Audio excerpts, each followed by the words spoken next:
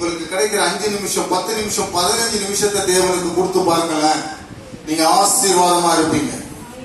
அதனாலதான் நான் முன்னமே சொன்னேன், இந்த சபை கீழே அவங்களுடைய பிள்ளைகள் 2 பேரு, ஐயா ஒருத்தர் நினைக்கிறேன், ஒரு 7 பேரோட 8 பேரோட இருந்த சபை இன்றைக்கு பாருங்க எவ்வளவு விலாசமான இடத்தை கொடுத்து இருக்கிறார் பாருங்க. ஹல்லேலூயா! உற்சாகமாக தேவனை துதிக்க வேண்டும். நீ துதிக்கிற அந்த 1 நிமிஷம் 2 நிமிஷம் 5 நிமிஷம் உற்சாகமா துதி. ஹல்லேலூயா சொன்னா ஹல்லேலூயா. ஏன் 18 படி நாங்க பாட்டு பாட போகும்போது சபரிமலை சாத்தானை நான் வணங்கும் போது தொண்டை தண்ணி கிழிஞ்சு போயிடும், தெரியுமா உங்களுக்கு? ஆனால் அதற்கென்று ஒரு வரலாறு இருக்குதுன்னா வரலாறு உலகப்பூர்வமாக இருக்கிறது. ஆனால் இன்றைக்கு என் ஆண்டவராக இயேசு கிறிஸ்துவை குறித்து அநேக சாட்சிகள் கொடுக்கப்பட்டிருக்கிறது. ஏசாயாவின் புஸ்தகம் 54:4 படிங்க. 54.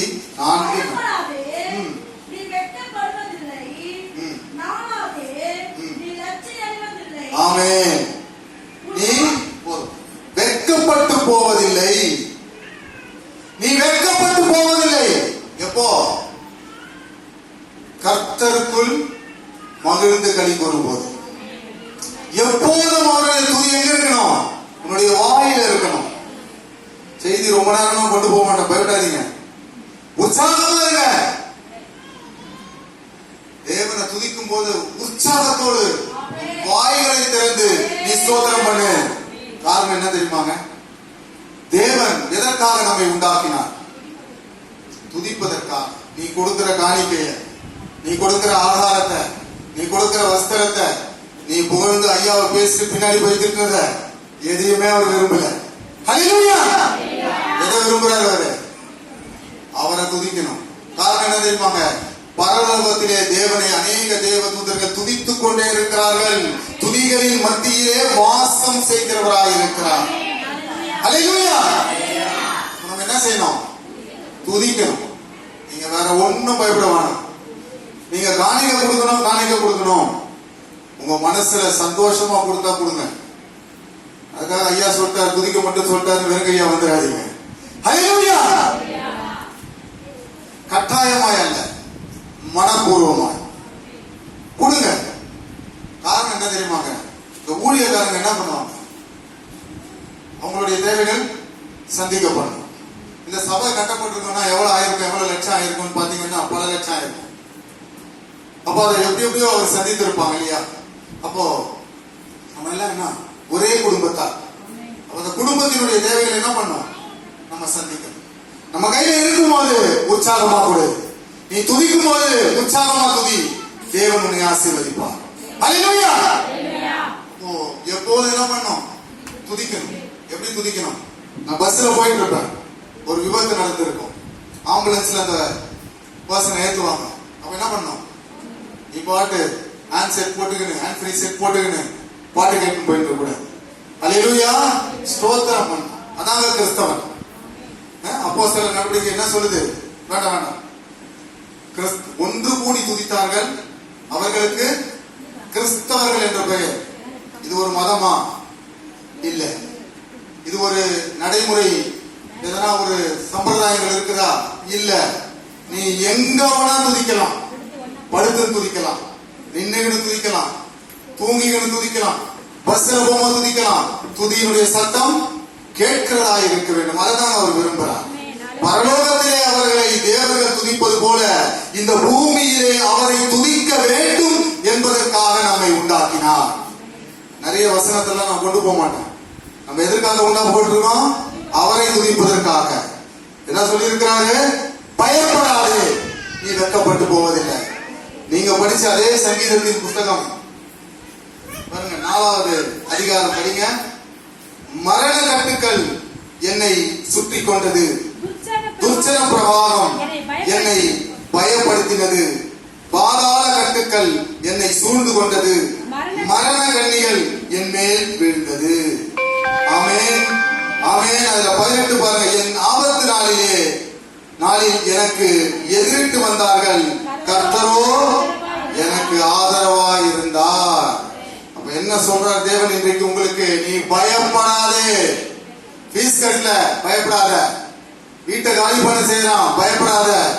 நான் எப்படி என் குடும்பத்தினுடைய தேவைகளை சந்திப்பேன், பயப்படாத. எனக்கு வேலை இல்ல, பயப்படாத. தேசமே பயப்படாதே, நான் உன்னோடு இருக்கிறேன், உன்னை ஆசீர்வதிக்கவே ஆசீர்வதிப்பேன். ஹல்லேலூயா. வாக்கு மாறாத தேவன். எத்தனை பேர் விசுவாசிக்கிறீங்க? எத்தனை பேர் விசுவாசிக்கிறீங்க? என் ஆண்டவர் ஜீவன் உள்ள தேவன். ஹல்லேலூயா. நான் கொஞ்சம் கூட எதிர்பார்க்கல. ஐயா போன் பண்ணும்போது 2 நாளைக்கு முன்னாடி ஐயாவை குறித்து பேசுறேன். ஒரு 8 வருஷம் கழிச்சு ஐயாவை குறித்து 2 நாட்களுக்கு முன்னாடி பேசுறேன். தேவன் என்னோடு இருக்கிறார் நம்ம சொல்றோம், பேசுறாருன்னு சொல்றோம். எப்படி பேசுவாரு? செல்போன்ல போன் பண்ணி பேசுவாரா? வயர்லெஸ்ல எதனா கால் வந்து பேசுவாரா? பேச மாட்டார். எப்படி பேசுவாரு? வசனத்தின் மூலியமாக, தேவனுடைய வார்த்தையின் மூலியமாக. அவர் ஜீவன் உள்ள தேவனுங்க. வேற எந்த மதத்திலும் சரி அவர் மீண்டும் வருவார் என்று கொடுக்கப்பட்டிருக்கிறதா? கொடுக்கப்பட்டிருக்கிறாங்க? இல்லவே இல்லை. நான் குரான் டவுன்லோட் பண்ணி கொஞ்சம் படிச்சிருக்கேன். அதிலேயே 3வது அதிகாரம் மரியாதை குறித்து இருக்கும். எத்தனை பேர் இதை மறைத்திருக்கிறார்கள்? மறைத்திருக்கிறார்கள். சில சத்தியங்கள் மறைக்கப்பட்டிருக்கிறது. அவர்கள் மரியாதை குறித்து பேசுவதில்லை. இன்றைக்கு சில கிறிஸ்தவர்கள் ரட்சிக்கப்பட்டு இன்றைக்கு பேசிக் கொண்டிருக்கிறார்கள். இந்த கிறிஸ்தவத்திற்கு அநேக சாட்சிகள் உண்டு. இன்றைக்கு எருசலேம் நகரத்திலே ஆண்டவராகிய இயேசு கிறிஸ்து வாழ்ந்த குகைகள் கண்டுபிடிக்கப்பட்டிருக்கிறது. அவர் வாழ்ந்த இடங்கள் கண்டுபிடிக்கப்பட்டிருக்கிறது. அவர் உபயோகித்த சில பொருட்கள் கண்டுபிடிக்கப்பட்டிருக்கிறது. வேற எந்த மதத்திலும் இல்லை.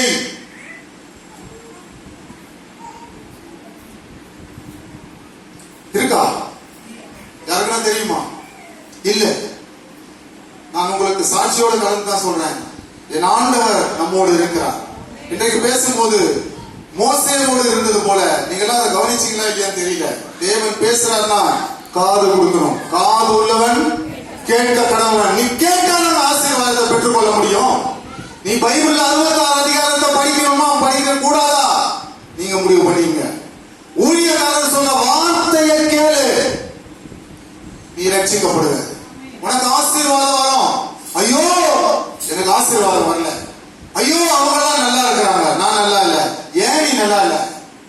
கர்த்தருக்குள் நீ மகிழ்ச்சி ஆயிரு, அவர் பெரிய காரியங்களை செய்வார். எனக்கு பிரியமானவர்களே, ஒரு சாட்சியை சொல்லி நான் முடிக்க விரும்புறேன். நான் நிறைய வசனம் கடந்து போகல, வசனங்கள் இருக்குது, ஆனாலும் உங்களுக்கு சுருக்கமா சொல்லி முடிக்க டைம் இல்லை. அதனால சோ என்னுடைய மருத்துவமனையில நான் பணியாற்றுறேன். வேலையை ரிசைன் பண்ணிட்டேன்.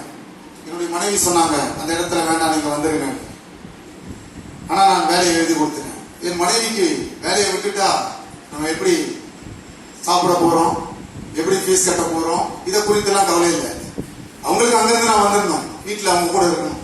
அல்லேலூயா. இன்னைக்கு அநேக மனைவிக்கு அப்படிதான், வீட்டுக்காரன் கூடவே இருக்கணும், ஆனா கேட்கறதெல்லாம் வாங்கி கொடுத்துடணும், கூடவே இருக்கணும். போய் அந்த தொங்குற ட்ரெஸ் எல்லாம் எழுதி கொடுத்துடணும், கூடவே இருக்கணும். ஜுவல்ஸ்ல போய் இருக்கிறதெல்லாம் போட்டு பார்க்க வச்சிருந்தோம், அதை வாங்கிடணும். அவன் எங்க போவான், அவன் எங்க போவான், ஆனா கூடவே இருக்கணும். என் மனைவி சொல்றது என்ன தெரியுமா? கட்டல, நான் கட்டல, சரடு தான் போட்டேன், நான் சொல்ல முடியும். ஆனா அவங்க சொல்றது கட்டல, என்னது தாலி கட்டல, 3 முடிச்சு போடல, நான் முடிச்சே போடலையம்மா. அந்த பாஸ்டர் சொன்னாரு ஆர்சி சர்ச்சில், ஐயா நீங்க எங்க சம்பிரதாய பிரகாரம் வெள்ளத்தாலி கட்டுவாங்க, அவங்க போடணும், முடியவே முடியாதுன்னு. ஐயா நீங்க வந்து ஜெபம் மரியாதை குறித்து சொல்லணும், முடியவே முடியாதுன்னு. அவர் பொறுத்து பார்த்தாரு, இந்த மனுஷனை விட்டுருங்க, அவரு பெண்டிகாஸ்ட் ஒத்துக்க மாட்டாரு, நீ மட்டும் ஜெபம் சொல்லுமானாரு. அப்படிதான் பிடிச்சேன் என் மனைவிய. 3 மூச்சு போடல. அல்லேலூயா. என் மனைவிக்கு அடிக்கடி 3 மூச்சு போடல, 3 முடிச்சு போடல, முடிச்சே நான் போடலமா, சரடு தான் போட்டேன். ஆனா என் ஆண்டவருக்கு முன்னாடி அவங்க கரங்களை பிடிச்சேன். ஒன்றுக்கும் குறைவில்லாமலே தேவன் நடத்துகிறார். நீங்க நம்ப மாட்டீங்க, ஐயா இப்படி இருக்கிறார், என்னடா யாருமே கிடையாது. சின்ன வயசுல தகப்பன் இறந்து போனார், அதுக்கப்புறம் தாயார் மரித்து போனார்கள். என்னோடு இருந்த சகோதரிகள் எல்லாம் திருமணம் ஆனார்கள், அவர்கள் செட்டில் ஆனார்கள். என்ன அப்படியே விட்டாங்க. பெங்களூர் போகும்போது தான் அவங்கள மேரேஜ் பண்ண பார்த்து கட்டினேன், கிறிஸ்தவனாக. ஹல்லேலூயா. அப்போ தேவன் அற்புதமா நடக்கிறார். சோ நான் ரிசைன் பண்ணிட்டேன். நாளைய குறித்து அவங்களுக்கு கவலை இல்லை, நான் சந்தோஷப்படுவோம். ஒருவேளை ஆண்டவருக்குள்ள விசுவாசமா இருக்கிறாங்க போல. ஆமென். ஒரு ஆமென் சொல்லுங்க. அந்த நேரத்திலாச்சும் ஆண்டவருக்குள்ள விசுவாசமா இருக்கிறாங்கல்ல, வேலையை விட்டுடு. ஊழியக்காரங்க சொன்னாங்க நானும் எழுதி கொடுத்துட்டேன். சரி, என்ன பண்றது? நமக்கு ஒண்ணு தெரியுமாங்க, சாத்தான் எங்க இருக்கிறான்? மனைவியே கூடவே இருக்கிற சாத்தான்.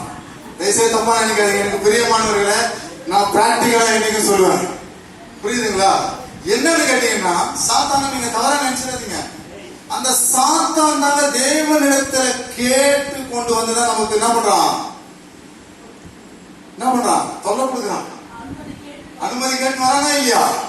கேட்டுன்னு வராங்க. கேட்டுன்னு தான் கொடுக்குறான். சாத்தான் நம்மை காட்டிலும் விசுவாசம் உள்ளவன்.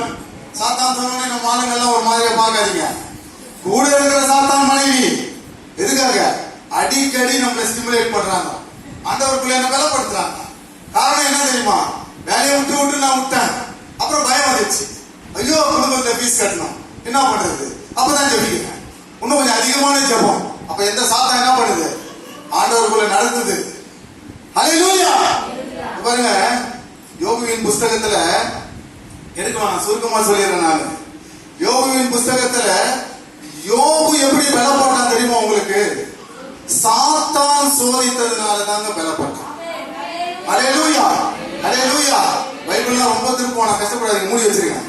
சாத்தான் சோதிச்சதுனால தான் யோபு தேவனாலே அவன் சன்மார்கன் என்ற ஒரு பட்ட பேரை கொடுத்தாங்க. அது பாருங்க, இந்த வேதாகமத்திலே 2 பேர் ஆசீர்வதிக்கப்பட்டவங்க. ஒன்னு தாவீது, ஆடு மேய்ச்சினது. ஒண்ணு என்ன பண்ணாரு? நடைமுறை சாத்தியமாங்க முடியாது. காரணம் என்ன? மனுஷனால் கூடாதது தேவனால் கூட. ஒரு ஆமென் சொல்லுங்க. உங்களை ரொம்பலாம் போர் அடிக்க மாட்டேன். ஆமென் அல்லேலூயா சொல்லுங்க. ஆசீர்வாதம் யாருக்கு? எனக்கு இல்ல, உங்களுக்கு ஆசீர்வாதமா இருப்பீங்க. அதனாலதான் சொன்னேன், இந்த சபையில 7 பேர் 8 பேர் துணித்தார்கள். இன்றைக்கு மேல பாருங்க எப்படி உட்கார்ந்துட்டு இருக்கீங்க. எங்க பார்த்தாலும் ஃபேன், எங்க பார்த்தாலும் டியூப் லைட், எங்க பார்த்தாலும் போக்கஸ் லைட். என் மனைவிக்கு அப்படிதான் பிடிக்கும். ஆர்சி சபையில லைட் பிரகாசமா இருக்கும், சிக்கு சிக்கு சிக்கன்னு இருக்கணும். அப்படிதான் என் மனைவி. அப்ப கூட இருக்கிற சாத்தானால தொல்லை நினைச்சீங்களா? தொல்லை இல்லை. நான் எப்படி திரும்ப பாக்குறேன், இந்த சாத்தான் தான் என்ன ஆண்டவருக்குள்ள நடக்குது. ஆமென் சொல்லுங்க. ஒரு ஆமென் சொல்லுங்க. மனைவியானவள் சாத்தான் சொன்னவனே நீங்க ஒரு மாதிரி கேவலமா பாத்துறாதீங்க. புரியுதுங்களா? இன்னைக்கு பாருங்க, ஜெபிக்கிற இடத்துல யார் இருக்கிறா? நீங்க மொத்தமே ஒரு 6 பேர் கூட இல்ல, ஊழியக்காரங்களோட சேர்த்து அவ்வளவுதான் இருக்கிற போல இருக்குது. ஆமென். யார் இருக்கிறா? பைபிள்ல ஒரே ஒரு வார்த்தை உண்டு, நீதிமொழிகள் புஸ்தகத்துல. பைபிள்ல பிரிக்காதீங்களா, ரொம்ப கஷ்டப்படாது. நல்ல ஸ்திரியானவள் தன் வீட்டை கட்டினா. வேற எந்த இடத்துலயும் ஸ்திரியை கொடுத்த அவ்வளவு பெருமையே கிடையாது. ஹல்லேலூயா. நானும் என் மனைவியும் பைபிளை ஃபுல்லா படிச்சுட்டு 2 பேரும் 2 அவார்டு வாங்கணும். போட்டு படிச்சோம். அந்த நேரத்துல பாத்தீங்கன்னா எனக்கு கண் ஆபரேஷன், 2 கண்ணும். இன்னைக்கு ஒரு கண்ணு, ஒரு 3 நாள் இன்னொரு கண்ணு கேட்டார். நீங்க நம்பவே மாட்டீங்க, அப்பயும் படிச்சேன். ஆமென். என் மனைவியும் படிச்சாங்க. அப்ப என்ன பண்ணலாம்? சாத்தான ஆசீர்வாதமான சாத்தானா இல்லையா? ஆசீர்வாதமான சாத்தானம் அவங்கதான். எனக்கு ஆசீர்வாதத்தை கொடுக்கின்ற என் மனைவி தான் சாத்தான் ஆசீர்வாதமா நடத்துது. பெண்களை நம்ம குறைச்சி போடக்கூடாது. அதுக்காக ஐயா சொன்ன மாதிரி பெரிய கப்பல்ல கூட்டின்னு போறேன்னு சொன்ன உடனே இன்னைக்கு அவ்வளவுதான், எல்லா வீட்லயும் அந்த கப்பல் தான் நடக்கும். ஐயா இன்னைக்கு ரொம்ப தூக்கி வச்சிட்டாரு மேல. ஆனா ஒன்னே ஒன்று சொல்றேன், எனக்கு பிரியமானவர்களே, கப்பல் நீங்களா இருக்கலாம், அதை நடத்துகிற மாலுமி ஒரு ஆணாக இருப்பான். காரணம் என்ன தெரியுமாங்க? இந்த வேதம் அப்படி சொல்லுது, பெண் ஆண் என்று இல்லை. நீங்க தயவு செய்து தப்பா அர்த்தத்தை அனர்த்தமாக்கி கொள்ளாதீங்க. பெண் ஆண் என்று இல்லை. ஆணை தேவன் தன் சாயலாக உண்டாக்கினார், தன் மூச்சு காற்றினாலே சுவாசத்தை கொடுத்தார். நீங்க எத்தனை பேர் விசுவாசிக்கிறீங்கன்னு தெரியாது. வீட்டுல போய் மூச்சை விட்டு பாருங்க, இயேசுதான் வரும். நல்லா பண்ணி பாருங்க, இயேசுதான் வரும். அவர் தன் சாயலாக உண்டாக்கி அவருடைய சுவாசத்தை உங்களுக்கு கொடுத்தார். கப்பல், பெரிய கப்பல் பெண்கள் நீங்கள் தான். ஏன்னா நல்ல ஸ்திரியானவள் தன் குடும்பத்தை கட்டினார். காரணம் என்ன தெரியுமாங்க? குடும்பத்தை நடத்துற பொறுப்பு உங்ககிட்ட தான் கொடுக்கப்பட்டிருக்கிறது. இல்ல நான் பெரியவனா நீங்க பெரியவனா கிடையாது.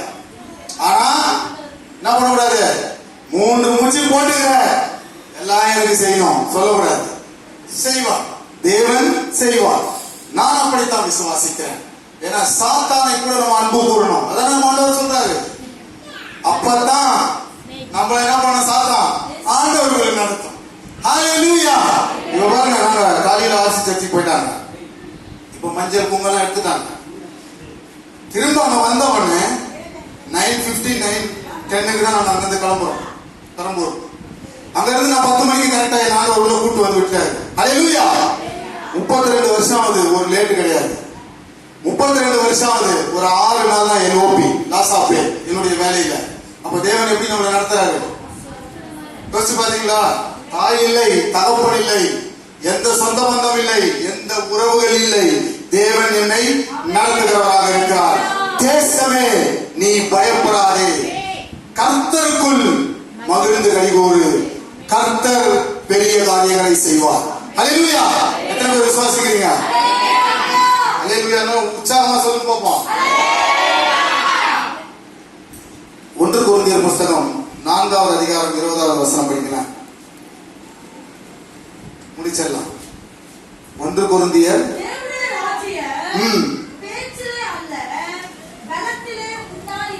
ஆமென். தேவனுடைய ராஜ்யம் சும்மா பேச்சில் இல்ல. அதிர்ந்து பாருன்னு சொல்றதெல்லாம் நடக்காது.